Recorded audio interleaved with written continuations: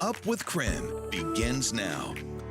7:30 on our Friday morning. Solar panels in Sandpoint are getting an upgrade. Soon they will produce even more energy. This morning, the creator shares what these changes mean for the city.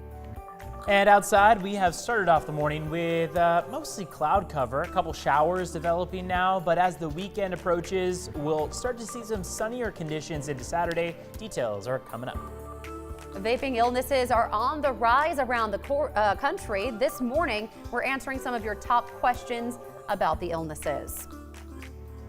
Welcome back to Up with KREM. Great to have you with us today. I'm Jen York. And I'm Evan Nurani. Thanks for joining us. Friday morning is here, right? Yes, the weekend's in sight. Weekend is in sight, and so far we've been dealing with a few showers, but it looks like Saturday is going to be kind of a nicer day to get outside. So we like that. At least it's on the weekend. You exactly. know, it can rain during the workday when we're all busy, right? But the weekend, we just want it to be nice. We want to feel, like we can get outside over the weekend. And by the way, the last official weekend of summer. Ah, there it is. That's it, Jen. Soak it in. All right.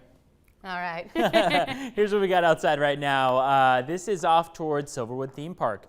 Look at all those leaves changing colors. Looks like fall has kind of already come to portions of North Idaho. A lot of yellow and orange already popping up, and we'll see plenty more of it. I always love driving through, those areas with heavy trees covering the view up top where you can see all the gold and orange. It's going to be a fun sight in the coming months. It looks like peak fall foliage won't really come to us until about mid-October, so we've got a bit of time on that, but things are already beginning to change. On satellite radar, picking up on some showers to start off the morning. A 20% chance of them lingers into 8 and 10 a.m. Temperatures slowly begin warming up to 67 degrees as our max temperature for today. We'll have a chance for the sun to come out in the afternoon, similar to what we saw yesterday. It takes a little bit of time for those clouds to kind of clear out a bit. And on the weekend forecast, Saturday looks to be a pretty nice day overall. Sunday will involve a few showers, but not until the evening time. And everything that we're seeing right now is pretty weak in the sense that we're not going to see anything too strong come our way by Sunday. So overall, Saturday's probably the better day to get out and about and enjoy those sunny skies before things start to cool down for the start of fall. Jen? Evan, thank you. Let's kick off our morning rush here at 7:32. The solar Roadways site in Sandpoint is getting an upgrade. The newest solar panels will produce more watts than the original. The new model will also be the first commercially available product. The panels are also used to light up streets and melt snow.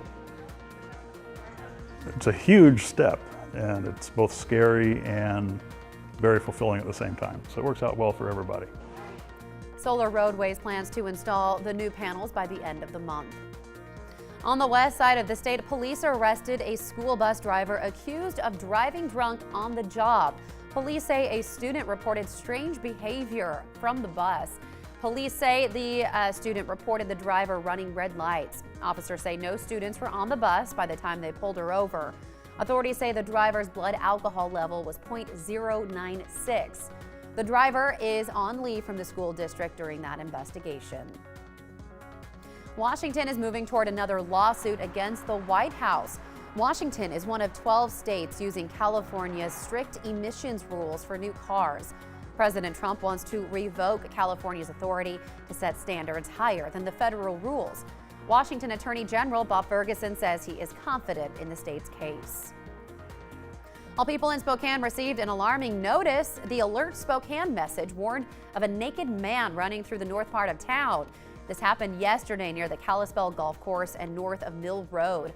Authorities were not able to locate the man, though anyone living in that area is asked to call 911 if they see him.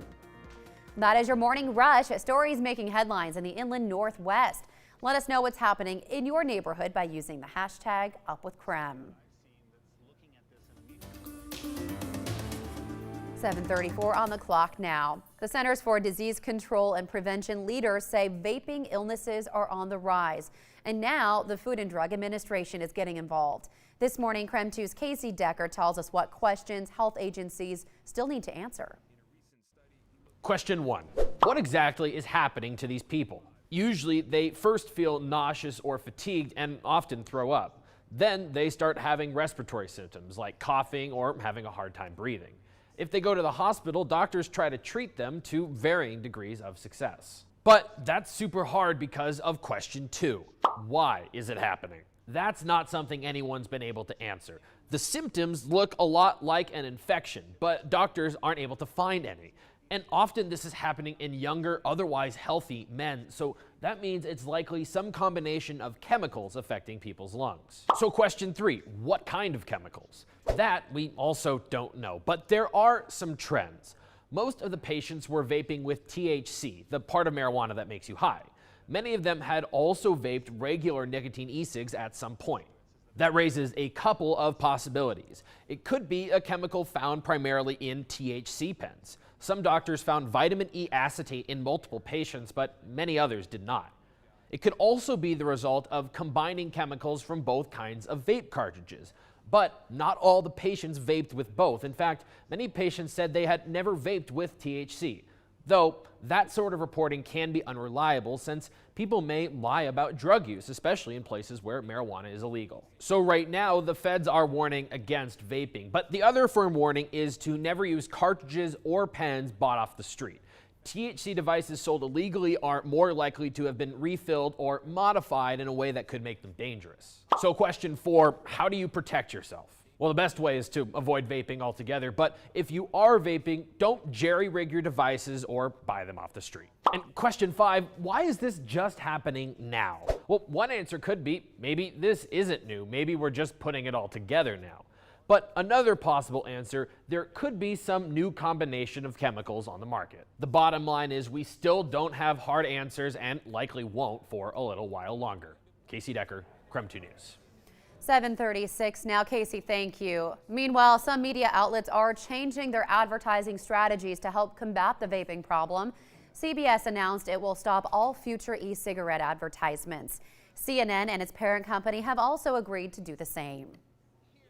It is 7:37 on the dot now. Let's check in with Evan for one thing you need to know. Thank you very much, Jen. One thing you need to know about the weather today is that it is the final weekend of summer. We've got Saturday and Sunday bringing upper 60 and low 70-degree temperatures before the official start of fall on Monday. Back to you.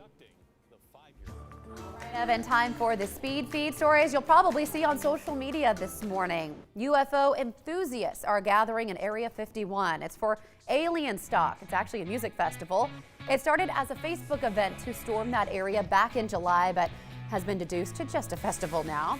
More than 100 people have shown up for that event. They came in peace, and they also came dressed in some pretty out-of-this-world outfits, Evan. They're not fooling anybody with those alien outfits. I kind of like the line that they come in peace. Right? Creative writing there. Yeah. Well, Queen Bee is taking her place among the royal family. At least her wax figure is. Madame Tussauds in London unveiled a new wax figure of Beyonce standing with the members of the House of Windsor. The pop icon was given the spot normally reserved for Queen Elizabeth, but they said she can only stay for one day. Okay. Well, tattoos can have a number of meanings. Rapper Drake wants a tattoo of Celine Dion's face. We're not exactly sure why. He just, I guess, apparently is a big Celine fan. I'm a big Celine fan, but I don't know if I would pick Drake as the first person to be a big fan. Right? But hey. Well, Celine heard about this. Yes. She's not very keen on that idea. Why? And yeah, her reasoning says, as he ages, so will her tattoo of her face, and she doesn't want her face to look bad. Understandably so. I can't say she's really wrong about that, right? No, I just thought it was a really funny answer. Yeah. Very thoughtful, Celine. All right, 7:38 now, still to come on Up with KREM. Washington State University head football coach Mike Leach will receive a huge award this weekend, and he was named Coach of the Year by the American Football Coach Association. We know that. After the break, our first look at the iconic trophy. And police in North Idaho are investigating after a train collided with a truck parked on the tracks. This morning we have the latest on road closures.